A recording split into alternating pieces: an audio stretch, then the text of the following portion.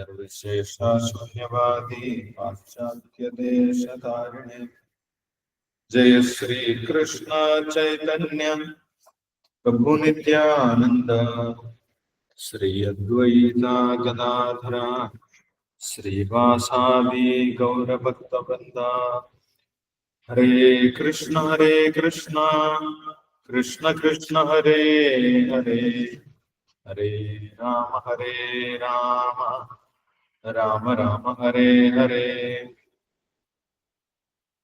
ओम नमो भगवते वासुदेवाय। ओम नमो भगवते वासुदेवाय। ओम नमो भगवते वासुदेवाय।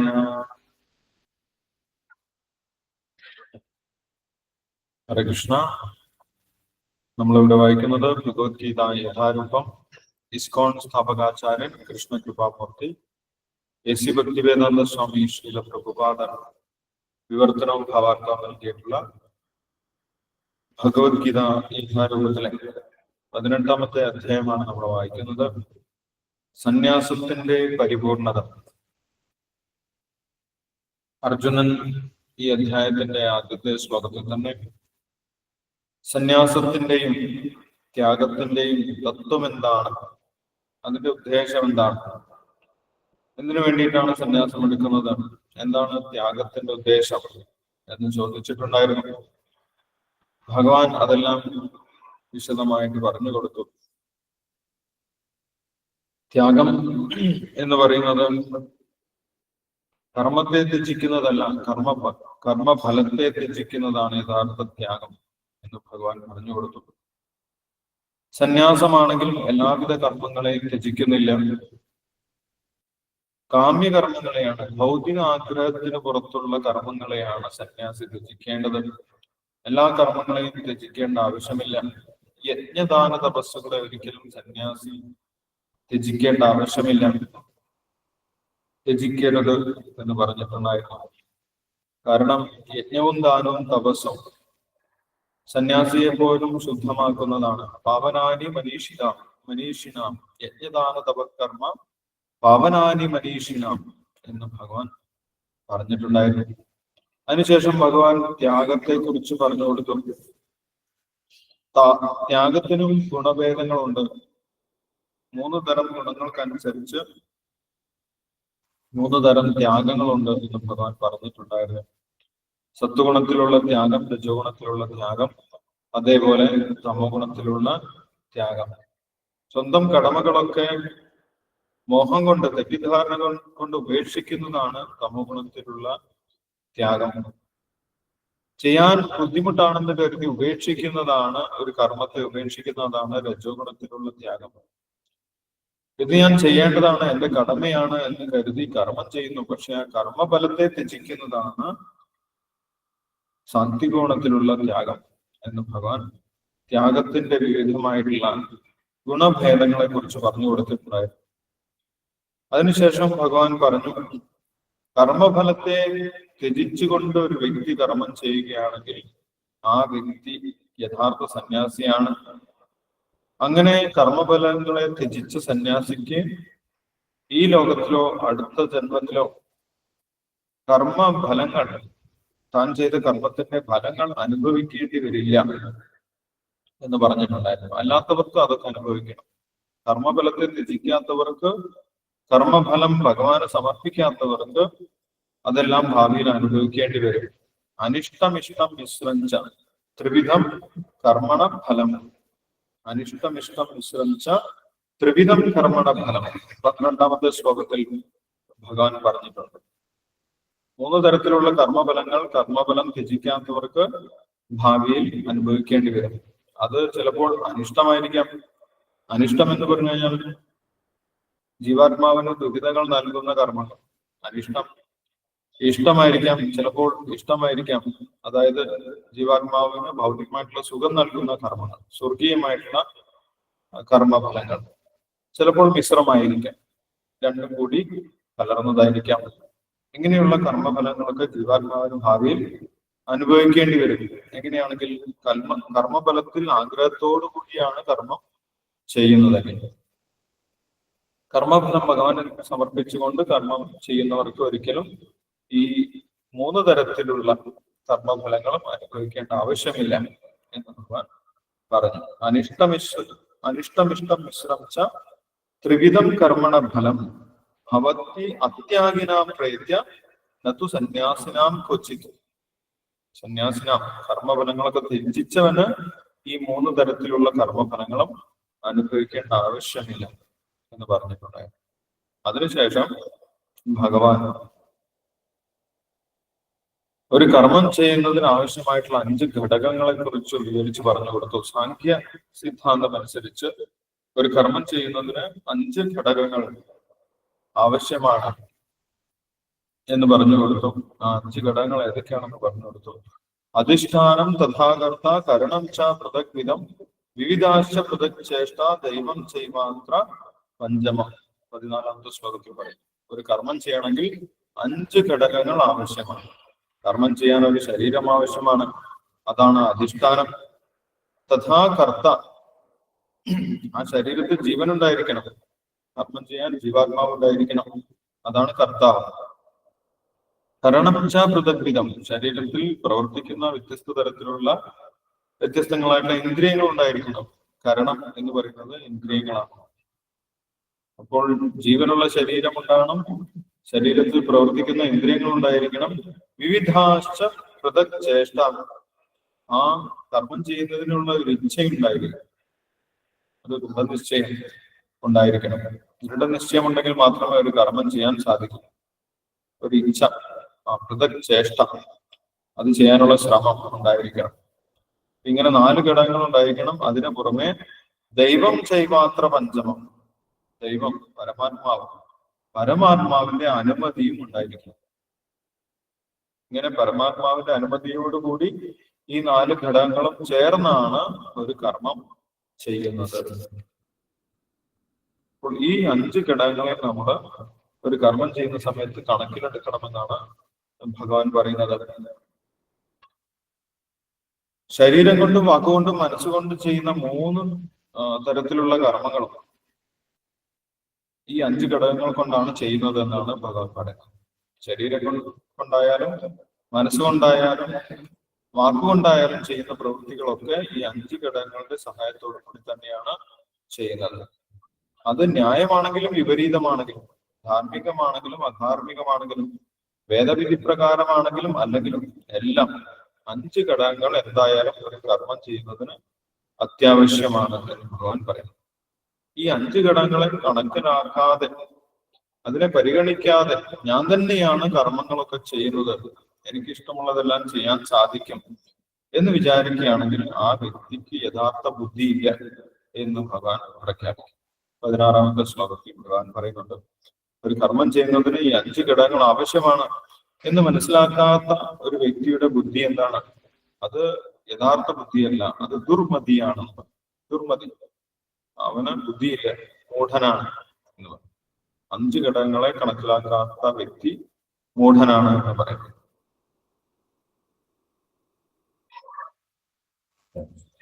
അതിനുശേഷം ഭഗവാൻ പറഞ്ഞത്, പരമാത്മാവിന്റെ നിർദ്ദേശപ്രകാരം ഒരു വ്യക്തി കർമ്മം ചെയ്യുകയാണെങ്കിൽ ആ വ്യക്തിക്ക് യാതൊരു കർമ്മഫലവുമില്ല.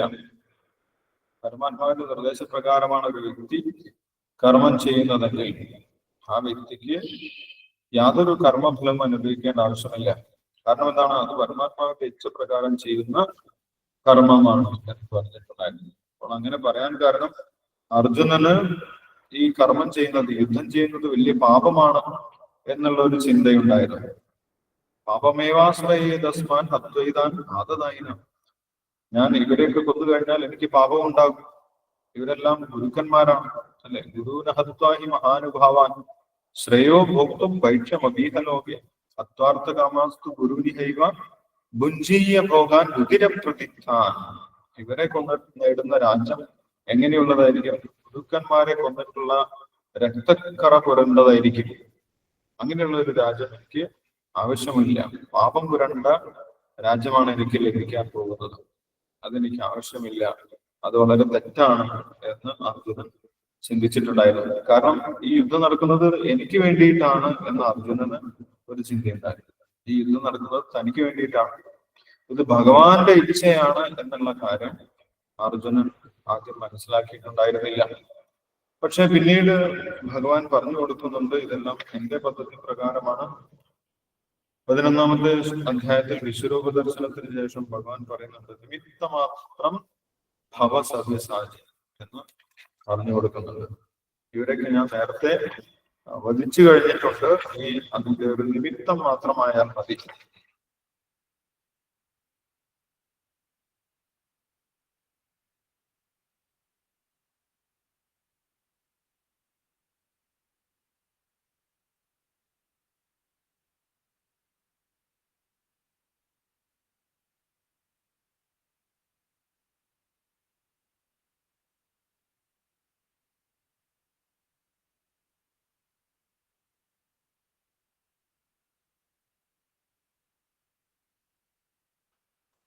യെസ്, അപ്പോൾ ഭഗവാൻ പറഞ്ഞു നിമിത്തം മാത്രം ആയാൽ മതി എന്ന് പറഞ്ഞു. അപ്പോൾ ഭഗവാന്റെ നിർദ്ദേശപ്രകാരമാണ് ഈ യുദ്ധം നടക്കുന്നത്. ഈ യുദ്ധം ഭഗവാന്റെ ഇച്ഛപ്രകാരമാണ് നടക്കുന്നത്. അതുകൊണ്ട് ഈ യുദ്ധത്തിൽ പങ്കെടുക്കുന്നത് കൊണ്ട് അർജുനന് യാതൊരു കർമ്മഫലവും അനുഭവിക്കേണ്ടി വരില്ല. ഭഗവാന്റെ ഭാഗത്തു നിന്നാണ്, ഭഗവാന് വേണ്ടിയാണ് യുദ്ധം ചെയ്യുന്നത് എന്ന് ഭഗവാൻ ഇവിടെ പറഞ്ഞു കൊടുത്തു. അതുകൊണ്ട് കർമ്മഫലത്തിനെ കുറിച്ച് ചിന്തിക്കേണ്ട ആവശ്യമില്ല എന്ന് പറഞ്ഞു. പിന്നീട് ഭഗവാൻ ആ കർമ്മത്തിനെ കുറിച്ചും കർമ്മ ഫലങ്ങളെ കുറിച്ചും വിശദമായിട്ട് മനസ്സിലാക്കുന്നതിന് വേണ്ടി വീണ്ടും വ്യത്യസ്ത തരം കർമ്മങ്ങളെ കുറിച്ചും കർമ്മത്തിന്റെ പ്രചോദനങ്ങളെ കുറിച്ചും എങ്ങനെയാണ് ഒരു കർമ്മം ഉണ്ടാകുന്നത്, കർമ്മത്തിന്റെ വിശദീകരണം നമുക്ക് വീണ്ടും ഭഗവാൻ പറഞ്ഞു കൊടുക്കുന്നുണ്ട് അടുത്ത ശ്ലോകത്തിൽ. 18-ാമത്തെ ശ്ലോകത്തിൽ 18-ാമത്തെ ശ്ലോകമാണ് നമ്മളിന്ന് വായിക്കുന്നത്. ജ്ഞാനം ജ്ഞേയം പരിജ്ഞാത ത്രിവിധ കർമ്മചോദന കരണം കർമ്മകർത്തേതി ത്രിവിധ കർമ്മസംഗ്രഹം. കർമ്മത്തിന്റെ പ്രചോദനങ്ങൾ, കർമ്മം ചെയ്യാൻ ഒരാളെ പ്രേരിപ്പിക്കുന്നത് മൂന്ന് കാര്യങ്ങളാണ് കർമ്മത്തിന്റെ ഘടകങ്ങൾ എന്നും ഭഗവാൻ ഇവിടെ ഈ ശ്ലോകത്തിൽ പറയുന്നത്. ജ്ഞാനം ജ്ഞേയം പരിജ്ഞാത ത്രിവിധ കർമ്മചോദന കരണം കർമ്മകർത്തേതി ത്രിവിധ കർമ്മസംഗ്രഹം. കർമ്മത്തിനെ കുറിച്ച് വിശദമായിട്ട് അർജുനന് മനസ്സിലാക്കി കൊടുക്കുന്നതിന് വേണ്ടിയിട്ടാണ് ഭഗവാൻ ഈ കാര്യങ്ങളൊക്കെ പറയുന്നത്. നമ്മൾക്ക് അത് വായിച്ചു നോക്കാം. 18-ാമത്തെ ശ്ലോകത്തിന്റെ ഭാവാർത്ഥം വായിച്ചോളൂ. അതിനുശേഷം നമുക്ക് ഡിസ്കസ് ചെയ്യാം.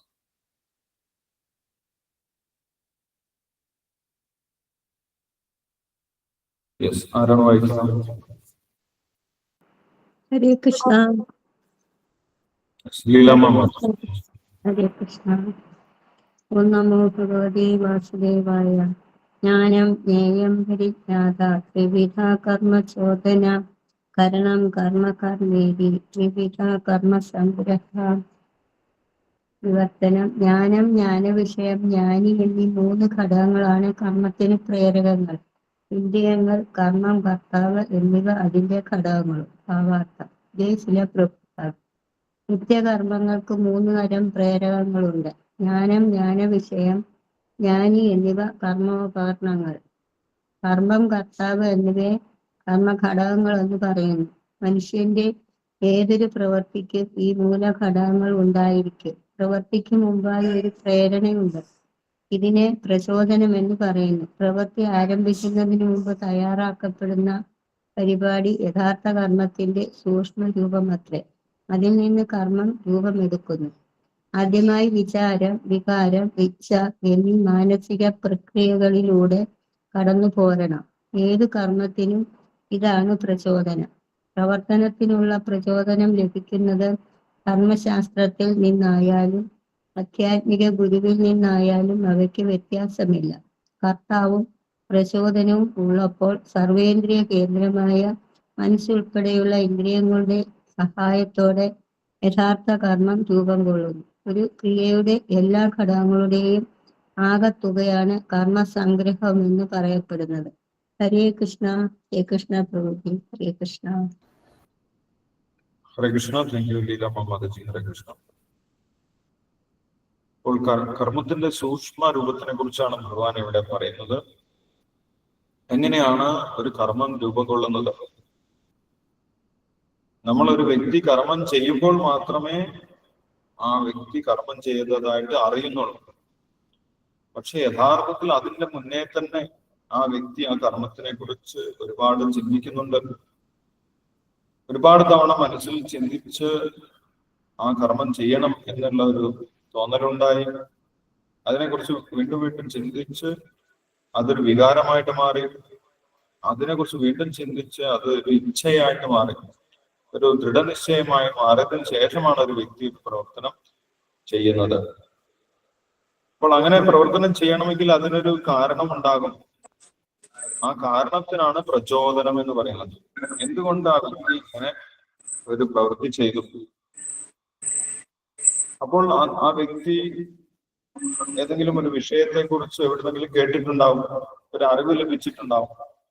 അല്ലെ, ഒരു കാറ് വാങ്ങണമെങ്കിൽ ആ കാറിനെ കുറിച്ചുള്ള ഒരു അറിവ് ലഭിച്ചിട്ടുണ്ടാവും. അതിനാണ് ജ്ഞാനം എന്ന് പറയുന്നത്. അല്ലെ, ഒരു അറിവ് ലഭിച്ചു. ജ്ഞാനം, ജ്ഞാനവിഷയം ആ അറിവിലൂടെ ലഭിച്ച വസ്തുവിനെ കുറിച്ച് വീണ്ടും വീണ്ടും ചിന്തിച്ചിട്ടുണ്ടാകും. ആ കാറിനെ കുറിച്ച് വീണ്ടും വീണ്ടും ചിന്തിച്ചു. ആ കാർ വാങ്ങിയാലുണ്ടാവുന്ന സൗകര്യങ്ങളെ കുറിച്ചൊക്കെ ചിന്തിച്ചു. അത് ജ്ഞാനവിഷയം. ജ്ഞാനി, ആ അറിവ് പകർന്നു കൊടുത്ത ഒരു വ്യക്തി ഉണ്ടാവും. അതാണ് ജ്ഞാനി എന്ന് പറയുന്നത്. ഭഗവാനെ കുറിച്ചാണെങ്കിലും ഇങ്ങനെ തന്നെയാണ്. ഭക്തിയിലേക്ക് വരണമെങ്കിൽ എന്ത് വേണം? ജ്ഞാനം വേണം, ജ്ഞാനവിഷയം വേണം, ജ്ഞാനി വേണം. അപ്പൊ അതിലൂടെയാണ് ഭഗവാനെ കുറിച്ച് കേൾക്കുന്നത്, ഭഗവാനെ കുറിച്ച് വീണ്ടും വീണ്ടും ചിന്തിക്കുന്നത്. അങ്ങനെ വീണ്ടും വീണ്ടും ചിന്തിച്ചതിന് ശേഷം അതൊരു ദൃഢനിശ്ചയമായിട്ട് മാറി. അതിനുശേഷമാണ് ഒരു വ്യക്തി ഭക്തിയിലേക്ക്, ഭഗവാന്റെ സേവനത്തിലേക്ക് കടക്കുന്നത്. ആത്മീയമായിട്ടുള്ള കർമ്മങ്ങളാണെങ്കിലും ഭൗതികമായിട്ടുള്ള കർമ്മങ്ങളാണെങ്കിലും എന്തുണ്ടാകും? അതിന്റെ പുറകിൽ ഒരു ജ്ഞാനവിഷയം, ജ്ഞാനി ഉണ്ടായിരിക്കും. അതിന് പ്രചോദിപ്പിക്കുന്ന ഘടകങ്ങളാണ് ഇവരൊക്കെ. ആ വിഷയത്തിനെ കുറിച്ചുള്ള അറിവ്, ആ വിഷയം, അതേപോലെ ആ വിഷയത്തിനെ കുറിച്ച് പറഞ്ഞു തരുന്ന ഒരു വ്യക്തി, അതാണ് ജ്ഞാനം. ഇവരൊക്കെ കർമ്മത്തിന് പ്രചോദിപ്പിക്കുന്ന ഘടകങ്ങളാണ്. അതാണ് ഭഗവാൻ പറഞ്ഞത്, ജ്ഞാനം ജ്ഞേയം പരിജ്ഞാത ത്രിവിധ കർമ്മചോദന. ഇത് മൂന്നും കർമ്മത്തിന് പ്രചോദനങ്ങളാണ്. ജ്ഞാനവും ജ്ഞേയവും ജ്ഞാനിയും. ഇനി ആ കർമ്മം ചെയ്യാനുള്ള ഘടകങ്ങൾ ഏതൊക്കെയാണെന്നാണ് ഭഗവാൻ പറയുന്നത്. കരണം കർമ്മകർത്തേരി. ആ കർമ്മം ചെയ്യാനുള്ള ഇന്ദ്രിയങ്ങൾ, ആ കർമ്മം, അതേപോലെ ആ കർമ്മം ചെയ്യുന്ന വ്യക്തി, കർത്താവ്. ഇത് കർമ്മത്തിന്റെ ഘടകങ്ങളാണ്.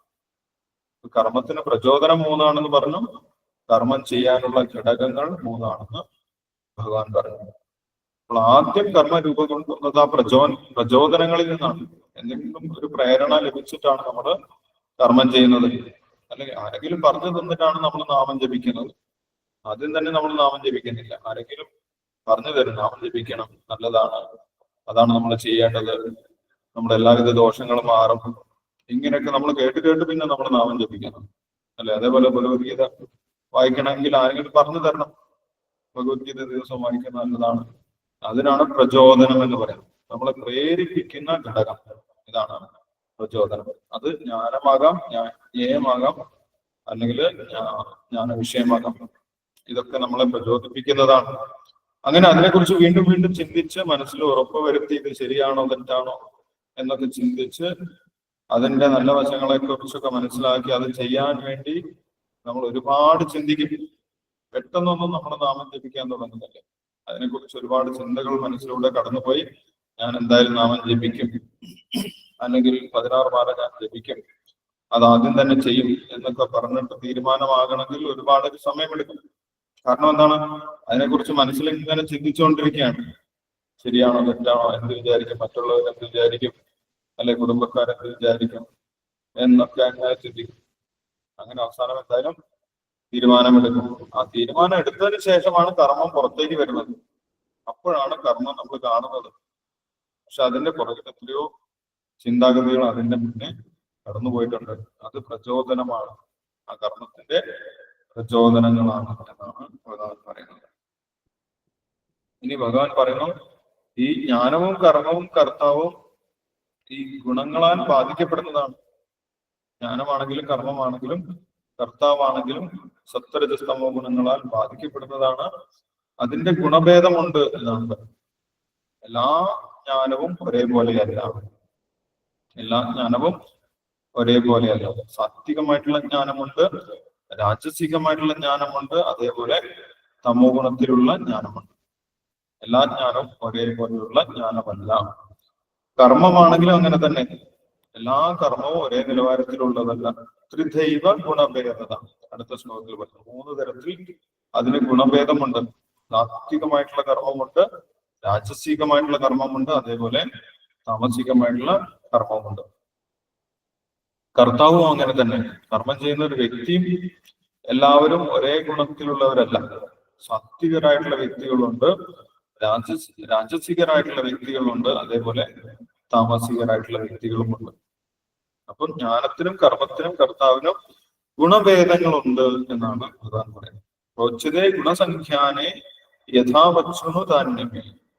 അതും ഈ ഒരു സാഖ്യ സിദ്ധാന്തം അനുസരിച്ച് ഗുണഭേദങ്ങളെ പറ്റി ഞാൻ പറഞ്ഞു തരാം എന്നാണ് ഭഗവാൻ പറയുന്നത്. ജ്ഞാനം കർമ്മച കർത്താച ത്രിദൈവ ഗുണഭേദത പ്രോച്യതേ ഗുണസംഖ്യാനെ യഥാവത്സുണു താന്യമേ എന്ന് പറയും. അതിനുശേഷം ഭഗവാൻ സാത്വികഗുണത്തിലുള്ള ജ്ഞാനത്തിനെ കുറിച്ച് പറയുന്നുണ്ട്. ആദ്യം ജ്ഞാനത്തിന്റെ ഗുണഭേദമാണ് ഭഗവാൻ പറഞ്ഞു തരുന്നത്. ആദ്യം സാത്വികഗുണത്തിലുള്ള ജ്ഞാനത്തിനെ കുറിച്ച് പറയുന്നുണ്ട്. അപ്പൊ നമുക്ക് അത് വായിക്കാം. 19ാമത്തെ ശ്ലോകം 20ാമത്തെ ശ്ലോകം വായിച്ചോളൂ. അതിനുശേഷം നമുക്ക് ഡിസ്കസ് ചെയ്യാം. ഹരേ കൃഷ്ണ പ്രഭുജി. വായിച്ചോളൂ തന്നെ മാതാജി. ഓം നമോ ഭഗവതേ വാസുദേവായ. ഓം നമോ ഭഗവതേ വാസുദേവായ. ഓം നമോ ഭഗവതേ വാസുദേവായ. ജ്ഞാനം കർമ്മച്ച കർത്താച്ച ത്രിദൈവ ഗുണഭേദതഃ പ്രാച്യതേ ഗുണസംഖ്യാനേ യത്താവത് ശൃണു താന്യഭി. വിവർത്തനം. ഭൗതിക പ്രകൃതിയുടെ 3 വ്യത്യസ്ത ഗുണങ്ങൾ അനുസരിച്ച് 3 വിധത്തിലുള്ള ജ്ഞാനം, കർമ്മം, കർത്താവ് എന്നിവയുണ്ട്. അവയെപ്പറ്റി ഇനി കേൾക്കൂ. ഭാവാർത്ഥം. ഭൗതിക പ്രകൃതിയിലെ ഗുണങ്ങളുടെ 3 വിഭാഗങ്ങളെ പറ്റി 14ാം അധ്യായത്തിൽ സവിസ്തരം പറഞ്ഞിട്ടുണ്ട്. സത്വഗുണം തേജസ്കരവും, രജോ ഗുണം ഭൗതിക പ്രധാനവും, തമോ ഗുണം വിമുഖത, മന്ദത എന്നിവയും ഉണ്ടാക്കുന്നതുമാണ്. പ്രകൃതിജങ്ങളായ ഈ 3 ഗുണങ്ങളും ബന്ധനം ഉണ്ടാക്കുന്നവയാണ്, മുക്തിദായകങ്ങളല്ല. സത്വഗുണത്തിലും ബന്ധനമുണ്ട്. വ്യത്യസ്ത ഗുണപ്രധാനികളായാൽ വിഭിന്ന സ്വഭാവികളായ മനുഷ്യർ ആചരിച്ചു പോരുന്ന ഉപാസനാഭേദങ്ങളെ 17ാം അധ്യായത്തിൽ വിവരിച്ചിരിക്കുന്നു. ത്രിഗുണങ്ങൾക്കനുസരിച്ച് ജ്ഞാനം, കർമ്മം, കർത്താവ് എന്നിവയ്ക്ക് വരുന്ന വ്യത്യാസത്തെക്കുറിച്ചാണ് ഇനി ഭഗവാൻ പറയാൻ തുടങ്ങുന്നത്. ശ്ലോകം 20. സർവഭൂതേഷു യേനൈകം ഭാവമവ്യയമീക്ഷതേ അവിഭക്തം വിഭക്തേഷു തജ്ഞാനം വിദ്ധി സാത്വികം. വിവർത്തനം. അസംഖ്യം രൂപങ്ങളിൽ ഭിന്നമായി കാണപ്പെടുന്നു എങ്കിലും എല്ലാ ജീവജാലങ്ങളിലും അവിഭക്തമായ ഒരേ ആധ്യാത്മിക പ്രകൃതിയെ കാണാൻ കഴിയുന്ന ജ്ഞാനം ഏതോ അതാണ് സാത്വികമായതെന്ന് നീ മനസ്സിലാക്കണം. ഭാവാർത്ഥം. ദേവനാകട്ടെ, മനുഷ്യനാകട്ടെ, പക്ഷിമൃഗങ്ങളോ ജലജന്തുക്കളോ വെറും സസ്യങ്ങളോ ആകട്ടെ, സർവ്വജീവികളിലും ഒരേ ജീവാത്മാവിനെ കാണാൻ കഴിയുന്ന വ്യക്തി സാത്വിക ജ്ഞാനമുണ്ട്. എല്ലാ ജീവസത്തകളിലും ഒരേ ആത്മചൈതന്യം നിലകൊള്ളുന്നു. പൂർവകർമ്മങ്ങൾ അനുസരിച്ച് അവ വിവിധ ശരീരങ്ങൾ എടുക്കുന്നുവെന്നേയുള്ളൂ. 7ാം അധ്യായത്തിൽ പറഞ്ഞതുപോലെ ഏതു ശരീരത്തിലുള്ളതായാലും ജീവചൈതന്യത്തിന്റെ പ്രത്യക്ഷീഭാവം ഭഗവാന്റെ പരാപ്രകൃതിയാണ്. ആ പരമതത്വത്തെ, ആ ജീവചൈതന്യത്തെ ഏതൊരു ശരീരത്തിലും കാണുന്നത് സാത്വിക വീക്ഷണമാണ്. ആ ജീവചൈതന്യം അനശ്വരമാണ്. ശരീരമാകട്ടെ നശ്വരവും. വ്യത്യാസങ്ങൾ കാണപ്പെടുന്നത് ശാരീരികമായിട്ടാണ്. ബദ്ധമായ ഭൗതിക ജീവിതത്തിന് അസംഖ്യം രൂപഭേദങ്ങൾ ഉള്ളതുകൊണ്ട് ജീവചൈതന്യം വിഭജിക്കപ്പെട്ടിരിക്കുന്നതായി കാണുന്നു. ഇത്തരത്തിലുള്ള അവ്യക്തിഗത ജ്ഞാനം ആത്മസാക്ഷാത്കാരത്തിന്റെ ഒരു ഭാവമത്രേ. ഹരേ കൃഷ്ണ. ഹരേ കൃഷ്ണ പ്രഭുജി. ഹരേ കൃഷ്ണ. ഹരേ കൃഷ്ണ. Thank you. ധന്യവാദജി. ഹരേ കൃഷ്ണ. അപ്പോൾ ഭഗവാൻ ഇവിടെ പറയുന്നത് കർമ്മത്തിനും ജ്ഞാനത്തിനും കർത്താവിനും ഗുണഭേദമുണ്ട് എന്നാണ്. സത്രജസ്തമോ ഗുണങ്ങൾക്ക് അനുസരിച്ച് ഭേദമുണ്ട്. ഇപ്പൊ 13ാമത്തെ അധ്യായത്തിൽ ഭഗവാൻ പറഞ്ഞ കാര്യങ്ങളെ കുറിച്ചാണ് ഇവിടെ ശ്രീല പ്രഭുപാദർ വിശദീകരിക്കുന്നത്. 13ാമത്തെ അധ്യായത്തിൽ സത്വരജസ്തമോ ഗുണങ്ങളെ കുറിച്ച് ഭഗവാൻ വിശദമായിട്ട് പറഞ്ഞിട്ടുണ്ടായിരുന്നു. ഈ 3 ഗുണങ്ങളാണ് ജീവാത്മാവിനെ ശരീരത്തിൽ ബന്ധിച്ചു നിർത്തുന്നത് സപ്തരജസ്തമ ഇതി ഗുണ പ്രകൃതി സംഭവ നിബന്ധനന്തി മഹാബാഹോ ദേഹേ ദേഹിനം അവ്യയം.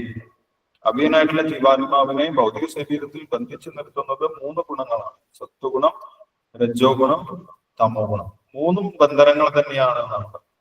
3ലും ബന്ധനം തന്നെയാണുള്ളത് അല്ലെ. പൂന്താനം പറയുന്നത് പോലെ ഒന്നിരുമ്പിന്റെ ചങ്ങലയാണെങ്കിൽ മറ്റൊന്ന് പൊന്നിൻ ചങ്ങലയൊന്നി പറഞ്ഞതോ ഒന്നിരുമ്പ് കൊണ്ടെന്നത്രേ ഭേദം. 2-4 എടുത്തു പണി ചെയ്ത ചങ്ങലയല്ലോ വിശ്രമാം കർമ്മം. അപ്പൊ 3 തരത്തിലുള്ള ബന്ധനമുണ്ട് എന്ന് അവിടെ ഭഗവാൻ പറഞ്ഞിട്ടുണ്ടായിരുന്നു. എല്ലാറ്റിനെയും 3ആയിട്ട് ഭഗവാൻ വേർതിരിച്ച് പറഞ്ഞിട്ടുണ്ടായിരുന്നു. 3 തരം ആരാധനകളുണ്ട് എന്ന് പറഞ്ഞിട്ടുണ്ടായിരുന്നു. രജോ ഗുണത്തിലുള്ള ആരാധന, തമോ ഗുണത്തിലുള്ള ആരാധന, സത്വഗുണത്തിലുള്ള ആരാധന. സത്വഗുണത്തിലുള്ളവർ ദേവന്മാരെ ആരാധിക്കുന്നു, രജോ ഗുണത്തിലുള്ളവർ യക്ഷരാക്ഷസന്മാരെ ആരാധിക്കുന്നു, തമോ ഗുണത്തിലുള്ളവർ ഭൂതപ്രേതങ്ങളെ ആരാധിക്കുന്നു എന്ന് പറഞ്ഞിട്ടുണ്ടായിരുന്നു. അതേപോലെ ദാനമായാലും യജ്ഞമായാലും തപസ്സായാലും 3 ഗുണത്തിലുണ്ട് എന്ന് പറഞ്ഞു. സത്വഗുണത്തിലും രജോ ഗുണത്തിലും തമോ ഗുണത്തിലുമുള്ള തപസ്സും ഉണ്ട്. ഇവിടെ ഭഗവാൻ പറയുന്നത് 3 ഗുണത്തിൽ ജ്ഞാനമുണ്ട്, 3 ഗുണത്തിൽ കർമ്മമുണ്ട്, 3 ഗുണത്തിൽ കർത്താവുമുണ്ട് എന്നാണ് ഇവിടെ ഭഗവാൻ പറഞ്ഞു തരുന്നത്. അതിൽ അടുത്ത ശ്ലോകത്തിൽ 20ാമത്തെ ശ്ലോകത്തിൽ പറയുന്നത് സാത്വിക ഗുണത്തിലുള്ള ജ്ഞാനത്തെ കുറിച്ചാണ്. ഒരു വ്യക്തിയുടെ ജ്ഞാനം സാത്വിക ഗുണത്തിലുള്ള ജ്ഞാനമാണെങ്കിൽ, സാത്വിക ഗുണത്തിലുള്ള അറിവാണെങ്കിൽ ആ വ്യക്തിയുടെ വീക്ഷണം എങ്ങനെയായിരിക്കും, ആ വ്യക്തി എങ്ങനെയാണ് ലോകത്തിനെ നോക്കിക്കാണുന്നത് എന്നാണ് ഇവിടെ പറയുന്നത്. 20ാമത്തെ ശ്ലോകത്തിൽ സർവഭൂതേഷു ഏനൈകം ഭാവം അവ്യയം ഇച്ഛതേ അവിഭക്തം വിഭക്തേഷു തജ്ഞാനം വിദ്ധി സാത്വികം. ഒരു വ്യക്തിയുടെ ജ്ഞാനം സാത്വികമാണെങ്കിൽ ആ വ്യക്തി എല്ലാ ശരീരത്തിലും ഒരേപോലെയുള്ള ജീവാത്മാവിനെ കാണുമെന്നാണ് പറയുന്നത്. എല്ലാവരും ഭഗവാന്റെ അംശമായിട്ടുള്ള ജീവാത്മാവാണ് അല്ലെ. സർവയോനിഷു കൗന്ദേയ മൂർത്തയ സംഭവന്തിയ താസാം ബ്രഹ്മ മഹത്യോനിർ അഹം ബീജപ്രദത്തില. എല്ലാ ശരീരത്തിലും ഇരിക്കുന്ന ജീവാത്മാവ് എന്റെ ശരീരത്തിൽ ഇരിക്കുന്ന ജീവാത്മാവിനെ പോലെ തന്നെയാണ്, യാതൊരു വ്യത്യാസവുമില്ല എന്ന് മനസ്സിലാക്കും. അത് ഏത് ശരീരത്തിലാണെങ്കിലും. പണ്ഡിത സമദർശന 5ാമത്തെ അധ്യായത്തിൽ പറയും. വിദ്യാവിനയ സമ്പന്നെ ബ്രാഹ്മണേ ഗവിഹസ്തിനി ശുനിച്ചൈവ സ്വഭാഗേച്ച പണ്ഡിത സമദർശിന.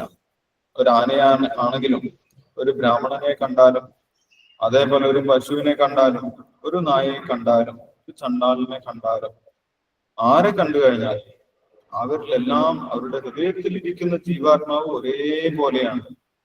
കാരണം എന്താണ്? ആ ജീവാത്മാവ് എല്ലാം ഭഗവാന്റെ അംശമാണ്. മമൈവാംശോ ജീവലോകെ ജീവഭൂത സനാതൻ. അവരൊക്കെ ഭഗവാന്റെ അംശമാണ്. ശരീരം മാത്രം മാറിപ്പോയി. കാരണം അവരുടെ പൂർവകർമ്മം വ്യത്യസ്തമാണ്. പൂർവകർമ്മം വ്യത്യസ്തമായത് കൊണ്ട് അവർക്ക് കർമ്മത്തിനനുസരിച്ച് ഒരു പുതിയ ശരീരം കിട്ടിയതാണ്, അത്രേ ഉള്ളൂ.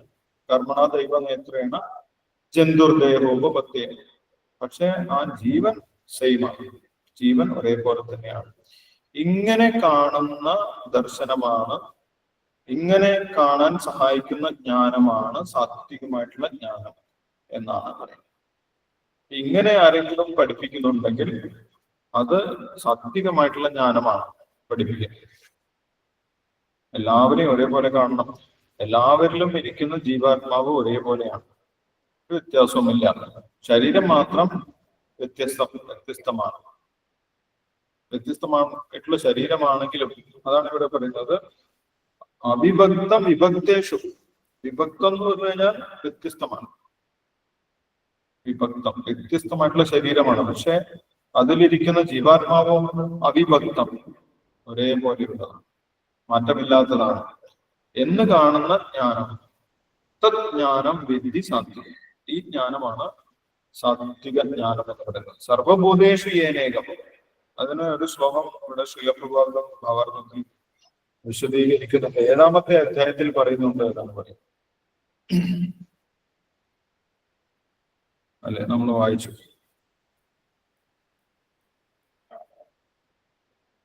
7-ാം അധ്യായത്തിൽ പറഞ്ഞതുപോലെ ഏത് ശരീരത്തിലുള്ളതായാലും ജീവചൈതന്യത്തിന്റെ പ്രത്യക്ഷീഭാവം ഭഗവാന്റെ പരാപ്രകൃതിയാണ്.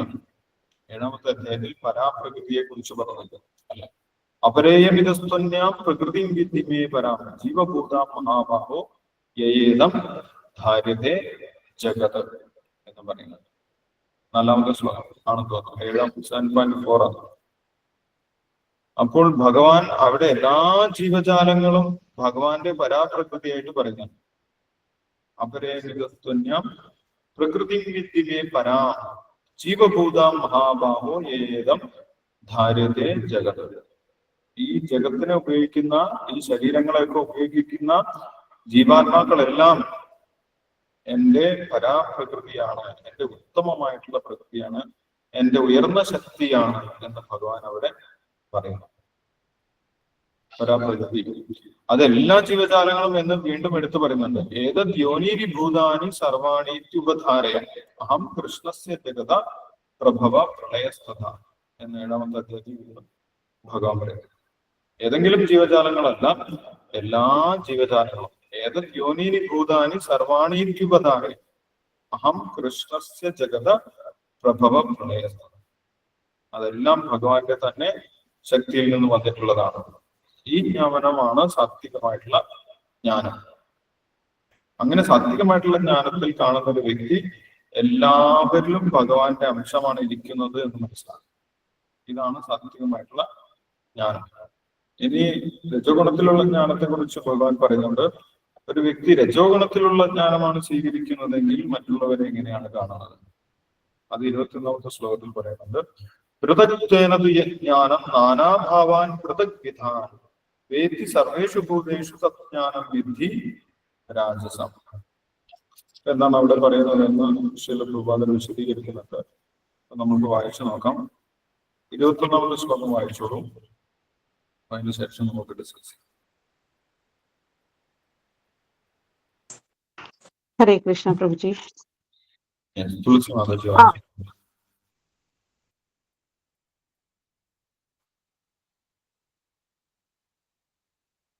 ഹരേ കൃഷ്ണ. രമ മാതാജി വായിച്ചോളൂ. ഹരേ കൃഷ്ണ മാതാജി. ഹരേ കൃഷ്ണ. ശ്ലോകം 21. ഓം നമോ ഭഗവതേ വാസുദേവായ. ഓം നമോ ഭഗവതേ വാസുദേവായ. ഓം നമോ ഭഗവതേ വാസുദേവായ.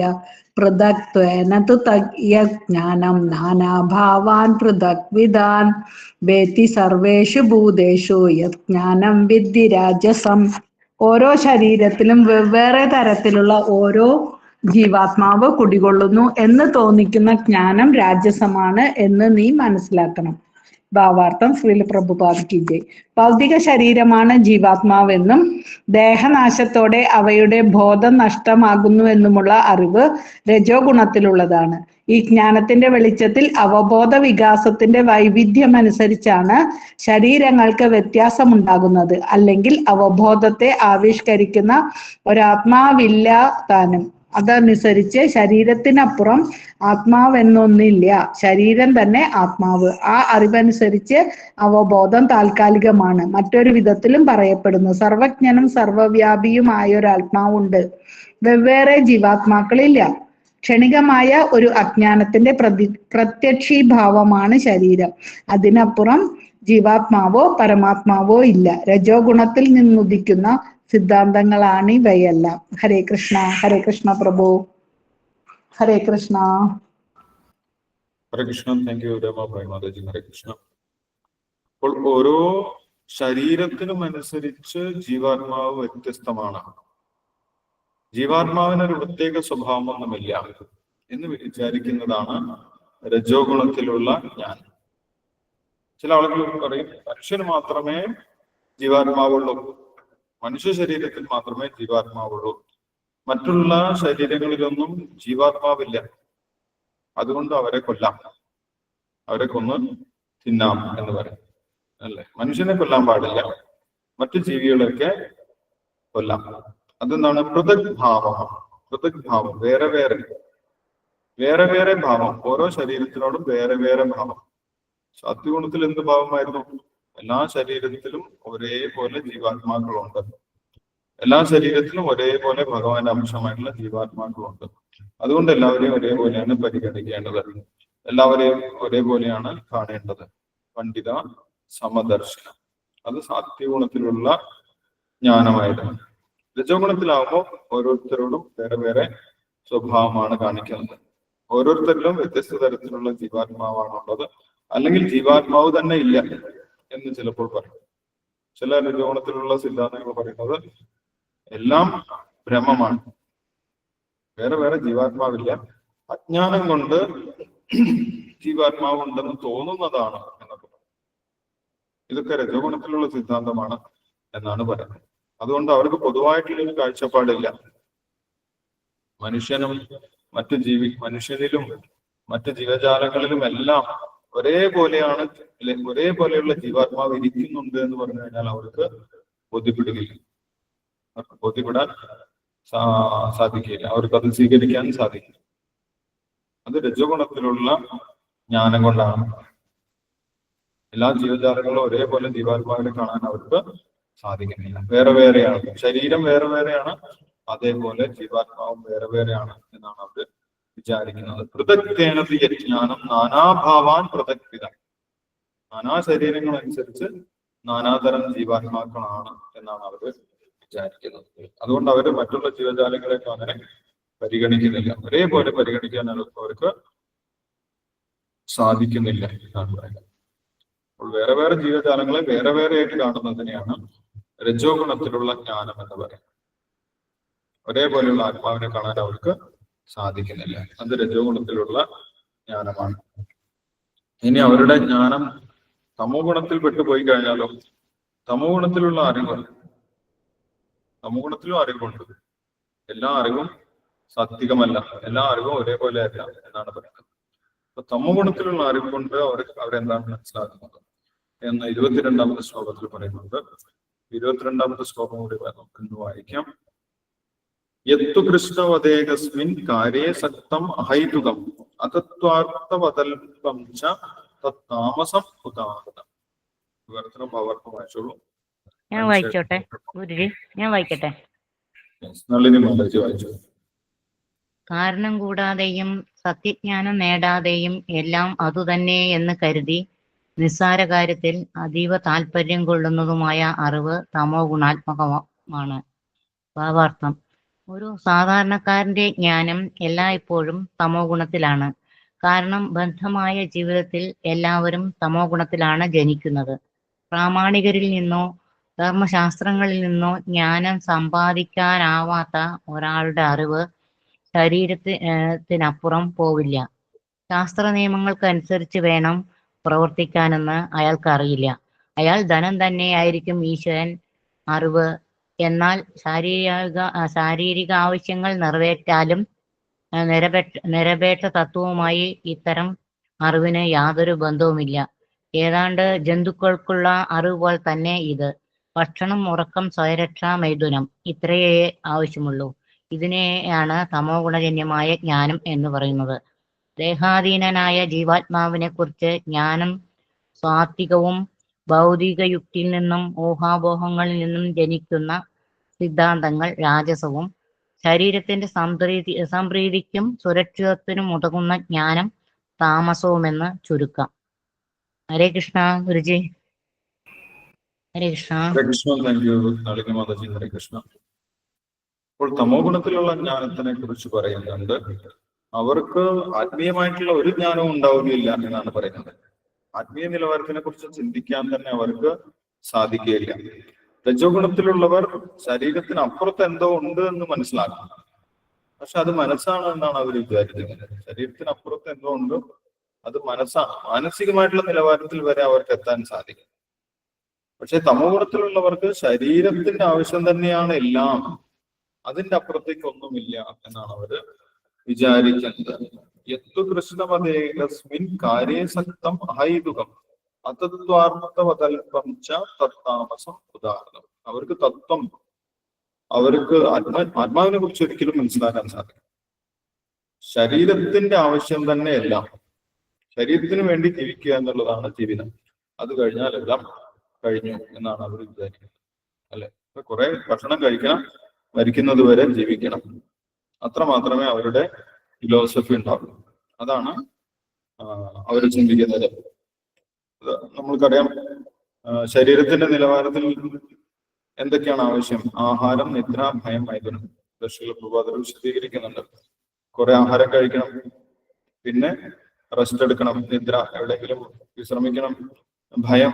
ഈ ശരീരത്തിനെ നിലനിർത്തണം, അതിനാവശ്യമായിട്ടുള്ള കാര്യങ്ങളൊക്കെ ചെയ്യണം, ജോലി കൂലി ഇതൊക്കെ ചെയ്യണം. പിന്നെന്താണ്? മൈഥുനം, ഇണയെ ആകർഷിക്കണം. സ്ത്രീക്ക് പുരുഷനെ ആകർഷിക്കണം, പുരുഷന് സ്ത്രീ ആകർഷിക്കണം.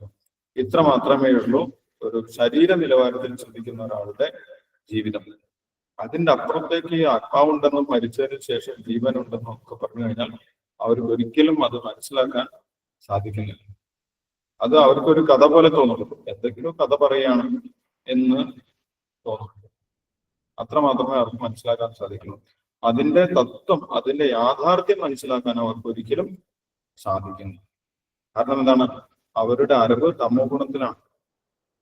തമോ ഗുണം കൊണ്ട് അവരുടെ അറിവ് മറച്ചു വെച്ചിരിക്കുകയാണ്, ജ്ഞാനം മറഞ്ഞിരിക്കുകയാണ്. അതുകൊണ്ട് ശരീരത്തിന്റെ അപ്പുറത്തേക്ക് ചിന്തിക്കാൻ അവർക്ക് സാധിക്കുന്നില്ല എന്നാണ് പറയുന്നത്. അപ്പൊ ഇങ്ങനെ 3 തരത്തിലുള്ള ജ്ഞാനത്തിനെ കുറിച്ച് ഭഗവാൻ പറഞ്ഞതാണ്. യഥാർത്ഥത്തിൽ എല്ലാ ശരീരത്തിലും വ്യത്യസ്തമായിട്ടുള്ള ആത്മാക്കളുണ്ട്. അതെല്ലാവരും ഒരേപോലെയാണ്, ഭഗവാന്റെ അംശമാണ്. ശരീരം വ്യത്യസ്തമാണെങ്കിലും എല്ലാ ജീവാത്മാക്കളും ഒരേപോലെയാണ് എന്ന് കാണുന്നത് സാത്വികമായിട്ടുള്ള ജ്ഞാനം. എല്ലാ ശരീരത്തിലും വ്യത്യസ്ത തരത്തിലുള്ള ജീവാത്മാക്കളായിരിക്കാം ഉണ്ടാകുന്നത്, അല്ലെങ്കിൽ ശരീരങ്ങൾ വ്യത്യസ്തമാണ്, അതിനനുസരിച്ച് എല്ലാവരും വ്യത്യസ്തരാണ് എന്ന് ചിന്തിക്കുന്നത് രജഗുണത്തിലുള്ള ജ്ഞാനം. തമോഗുണത്തിൽ ശരീരം മാത്രമാണ് എല്ലാം, ശരീരത്തിന്റെ അപ്പുറത്തൊന്നുമില്ല എന്ന് കരുതുന്നത് തമോഗുണത്തിലുള്ള ജ്ഞാനമായിട്ടും ഭഗവാൻ ജ്ഞാനത്തിന്റെ ഗുണഭേദങ്ങളെ കുറിച്ച് പറഞ്ഞതാണ്. ജ്ഞാനം 3 തരത്തിലുള്ളതായിട്ട് ഭഗവാൻ ഇവിടെ പറഞ്ഞു. ഇനി ഭഗവാൻ പറഞ്ഞിട്ടുള്ള 3 കാര്യത്തിന്റെയും ഗുണഭേദങ്ങളെ കുറിച്ച് പറയുന്നുണ്ട്. ജ്ഞാനവും കർമ്മവും കർത്താവും. ഇത് 3നും ഗുണഭേദമുണ്ട് എന്നാണ് ഭഗവാൻ പറഞ്ഞത്. ഇപ്പോൾ പറഞ്ഞത് ജ്ഞാനത്തിന്റെ ഗുണഭേദമാണ്. ഇനി കർമ്മത്തിനെ കുറിച്ചും കർത്താവിനെ കുറിച്ചും പറയാനുണ്ട്. ഭഗവാൻ അടുത്ത ശ്ലോകങ്ങളിൽ പറയുന്നുണ്ട്. അത് നമുക്ക് അടുത്ത ദിവസങ്ങളിൽ വായിക്കാം.